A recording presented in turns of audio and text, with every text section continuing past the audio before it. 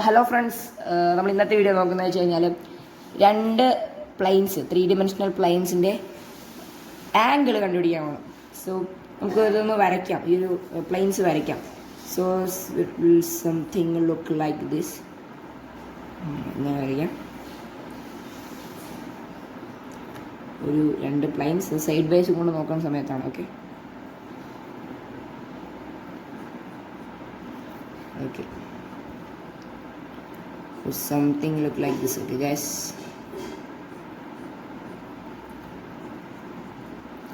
so ഇതാണല്ലേ സംഭവം. So ഇവിടെ ഇതുണ്ട്, ഡാഷ് ലൈൻ ഉണ്ട്. ഓക്കെ സോ ഈ ഭാഗം നോക്കുകയാണെങ്കിൽ ഓക്കെ നമുക്ക് ഈ സൈഡിൽ നിന്ന് നമ്മൾ ഈ ഒരു സൈഡിൽ നിന്ന് എടുത്ത് നോക്കുകയാണെങ്കിൽ ഈ വെക്ടർ എങ്ങനെ ഇരിക്കും ഉണ്ടാവും? ഒരു 2 dimensional അല്ലെങ്കിൽ ഒരു 1 dimensional ഇതുപോലെ ഇരിക്കും ഉണ്ടാവും. നമ്മൾ പഠിച്ചിട്ടുണ്ട് the angle between them is cosine r cosine of u times v divided by the magnitude of u times the magnitude of v പഠിച്ചിട്ടുണ്ടല്ലേ. സോ നമ്മൾ സൈഡ് വൈസ് നോക്കുകയാണെങ്കിൽ ഇതിൽ 2 dimension മാത്രമേ ഉള്ളൂ. പക്ഷെ നമുക്കിവിടെ കാണുന്നുണ്ട് find the angle between the planes 2x. അതൊരു 3 dimensional ആൻസർ ആണ്. സോ നമുക്ക് എന്ത് ചെയ്യാം, ആംഗിൾ 1 ലെറ്റ്സ് സേ നമുക്ക് ഒരു പേര് കൊടുക്കാം. Let's say u is equal to 2 vector coefficients ആണ്. അതായത് 3, അതായത് -3, 4 വെക്റ്റർ നൊട്ടേഷനിൽ. അതായത് ഇതിൻ്റെ കോഎഫിഷ്യൻസ് ആയിട്ടുള്ള 2 ആണ് ഇതിൻ്റെ കോഎഫിഷ്യൻ, വൈൻ്റെ ഇല്ലാതെ 3 ആണ് ഇതിൻ്റെ കോഎഫിഷ്യൻ, 4 ആണ് ഇതിൻ്റെ കോഎഫിഷ്യൻ. സോ ലെറ്റ്സ് സേ നമുക്ക് v is equal to 3x, 3xനെ 3 ആക്കാം. 3 ഓക്കെ ആൻഡ് 5 ആൻഡ് -2 അല്ലേ.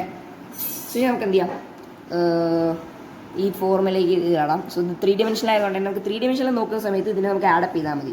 സോ നമ്മൾ ഓൾറെഡി ആഡപ്പ് ചെയ്തു, കാരണം അത് 3 dimensional ഇക്വേഷൻ ആണ്. സോ നമുക്ക് ചെയ്യാം.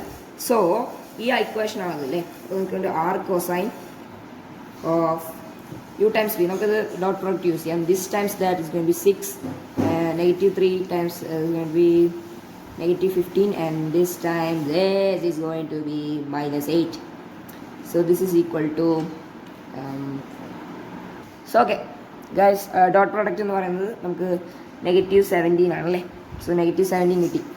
നമുക്ക് മേലേക്ക് എഴുതാം -17 ഡിവൈഡ് ബൈ മാഗ്നിറ്റ്യൂഡ് അല്ലേ. Magnitude is equal to magnitude of V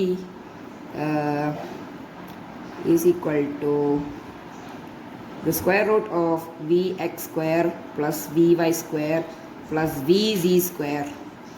so നമുക്ക് ആഡപ്പ് ചെയ്തുകൊണ്ടിരിക്കാം, എത്ര ഡയമെൻഷനോ അത്ര നമുക്ക് ഇത് ചെയ്യാം. സോ അതേപോലെ തന്നെ ഇതിൻ്റെ അതേപോലെ തന്നെ യു ആണ്. U okay same as U is going to be equal to square root of vx² plus vy² plus vz². Okay അതാണ്. സോ ഓക്കെ നമുക്കിത് ചെയ്യാം.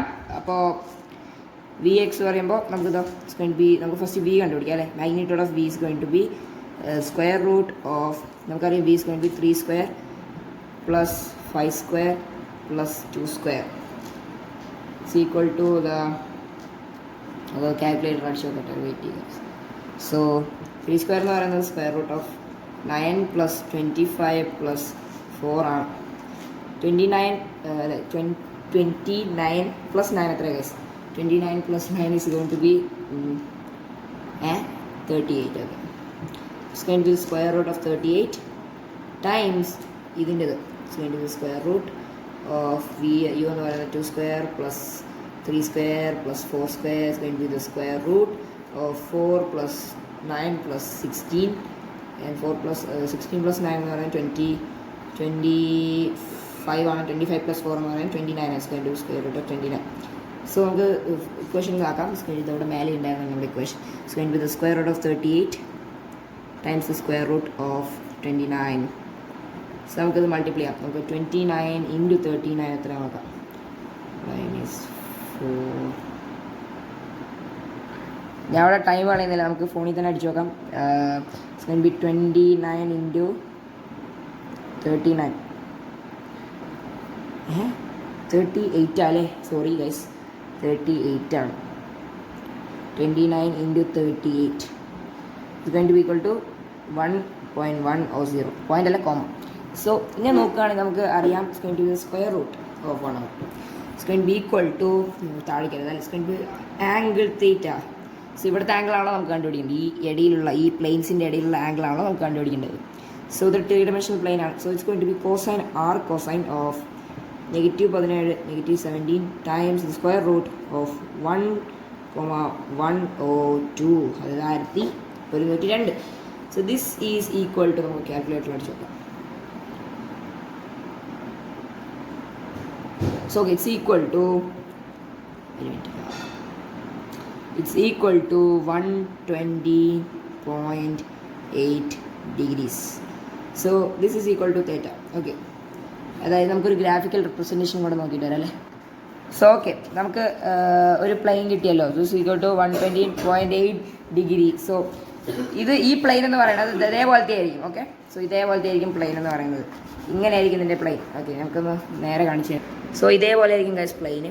സോ ഇങ്ങനത്തെ റെപ്രസെൻറ്റേഷൻ നോക്കുകയാണെങ്കിൽ ഇങ്ങനെ ആയിരിക്കും പ്ലെയിൻ. സോ ഇതിൻ്റെയും ഇടയിലുള്ള ഒരു ആംഗിൾ ഉണ്ടാവും.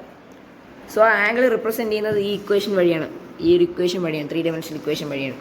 സോ ഇതിൻ്റെ ഇടയിലുള്ള ആംഗിൾ ഡിറ്റർമൈൻ ചെയ്യുന്നത് ഈ ഇക്വേഷൻസ് ആണ്.